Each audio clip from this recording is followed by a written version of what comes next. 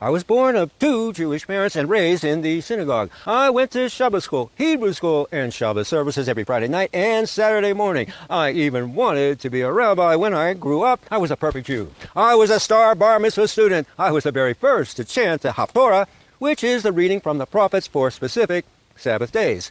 Now, what I noticed about this initially is that Brother Nathaniel, which is what this gentleman's name is, first of all, the aesthetic of this is nuts. I love the background, the natural landscape, all this kind of stuff. He's based in New York, right? I think he does some street outreach stuff. What I love about this, is that it has a spoken word cadence to it. It's very nostalgic of like early 2000s spoken word poetry. You guys know what I'm talking about?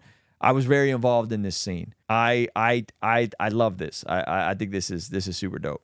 Our Shabbos school director had decided early on that we should focus on Tanakh, that is the Old Testament, alongside Talmud. Despite my Jewish path looking solid, Talmud made me uneasy because it constantly covered the sins of leading figures. Mr. Schultz, one of our teachers, told us that Talmud teaches that David did not sin, but rather his so-called adultery, as Christians teach, with Bathsheba did not happen since her... Okay, that's crazy. I didn't know that apparently in at least some of the Jewish tradition, they don't believe that David sinned when he took Bathsheba and had her husband killed. That's crazy. Is that all Jews? But rather his so-called adultery, as Christians teach, with Bathsheba did not happen since her soldier husband made a temporary divorce with her, as all soldiers did at that time when off to battle. Do all Jews believe this about David? That's crazy. We were also taught the Kabbalah. Its main book, the Zohar, was read during services, along with Kabbalistic lessons on Sefer HaBahir, the Book of Illumination. It describes the 10 Sefirot, emanations that radiate from God, and how we can participate in these emanations. My dad slighted Kabbalah as occult. Talmud, he said, is the mainstay of Judaism, not... Yeah, Kabbalah is an interesting paradigm. I haven't gone too deep into it, but I've met some folks who practice it. Kabbalah, whether Talmud with its twisting of Bible stories or Kabbalah with its occult bizarreness, both felt like being on shaky ground. The crisis soon came. Our bar mitzvah class teacher, Mrs. Schechter, had us study every religion under the sun so that we would know why Judaism is supreme. We studied Baha'i, Islam, Sikh, Hinduism, Jainism, Buddhism, Shinto, Tao, Zen, everything but Christianity.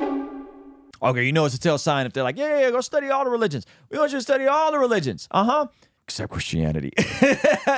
That's a tell sign right there. Something's going on. At the end of the school year, Mrs. Schechter gets up from her desk. She was built like a bull. I can still see her standing there and says, "Children, we're not going to study Christianity since it was invented by a self-hating Jew named Saul. He hated his Jewishness so much that he changed his Jewish name of Saul to the Goyish name of Paul.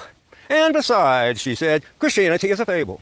Mrs. Schechter, I asked, how is it that 2,000 years of civilization should be built on a fable? Paul was a manic depressant, that's how, she said. Whoa. They said Paul was bipolar. Sheesh, man.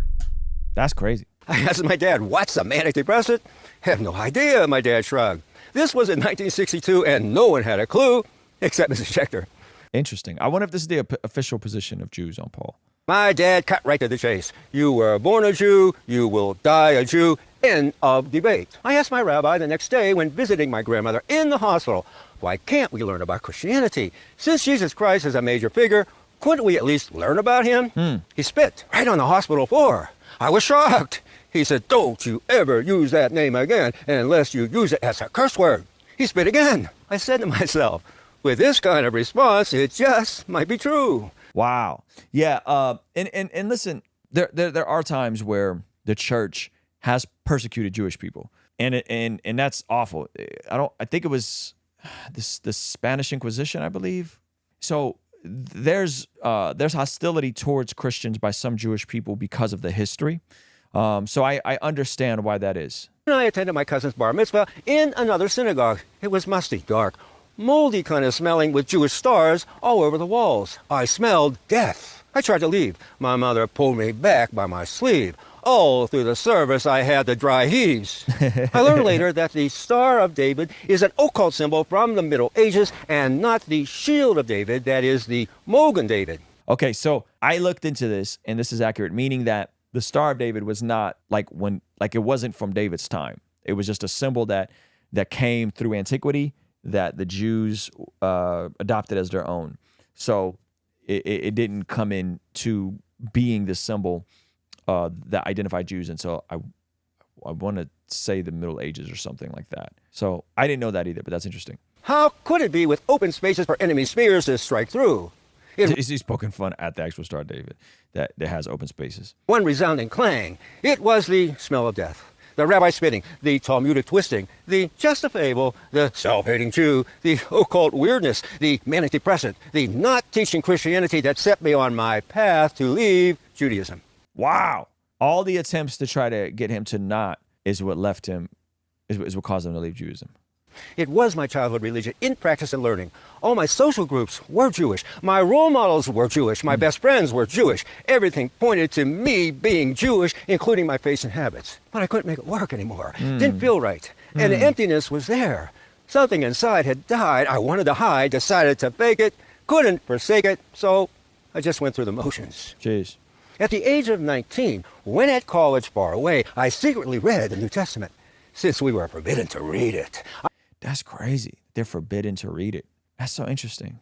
I started with Matthew and was convinced from the genealogies that Jesus is the Messiah. Why? Because we all knew as Jewish kids that the genealogies were lost. Only by some special revelation could anyone prove they are a Mashiach, Messiah. But so he's saying that even they don't have the genealogies, and whoever comes would have to show by the genealogy, and all of those have been burned and lost a long time ago. The New Testament stated it firmly. No twisting, matter of fact, and could easily be negated when Matthew inscribed it at that time. It stood fast.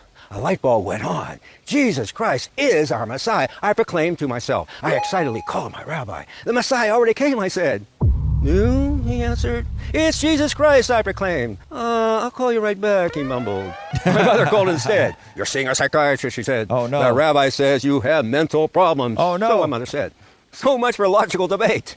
What struck me about reading the New Testament, besides the Messianic genealogies, was its clear affirmation of life after death. Interesting. So he comes to the conclusion Jesus is the Messiah, calls his rabbi, the mom calls, gives a psychiatrist. But he's also saying that there's a clear explanation that there is life after death in the New Testament, which there is. Yes, it was in Judaism in Tanakh, but only imaged in Moses and somewhat sketched out in Psalms, Isaiah, and Daniel. But the very clear demonstration of the resurrection of Jesus Christ That's right. in the New Testament, with a group of once frightened disciples changing the world from idolatry to belief in the God of the Bible, sees my heart and mind. Why I left Judaism? I'm now on solid ground.